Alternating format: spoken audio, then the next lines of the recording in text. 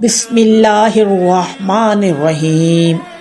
کیا سچ میں آپ نے خانہ کعبہ کو اپنی آنکھ سے اب تک نہیں دیکھا؟ یقیناً خواہش تو کی ہوگی، بس اس خواہش کو اتنی ہوا دیں کہ یہ بھڑک کر شعلہ بن جائے، اور اس کے بلاوے کے انتظار میں اللہ کے گھر کی اتنی معلومات حاصل کر لیں کہ جب دیکھیں تو لگے کہ یہ دیکھا ہے۔ کرۂ ارض کے عین درمیان میں یہ اللہ کا گھر واقع ہے۔ اس کے 4 کونے ہیں۔ یہ دیکھیے، پہلا کونا رکن اسود، اس کے رخ پر پاکستان اور انڈیا ہے۔ یہاں طواف کے شروع میں نیت اور آخر میں بوسہ یا استلام کیا جاتا ہے۔ حجر اسود سے طواف کرتے جائیں تو دوسرا کونا رکن عراقی، عراق کی طرف رخ کرتا ہے۔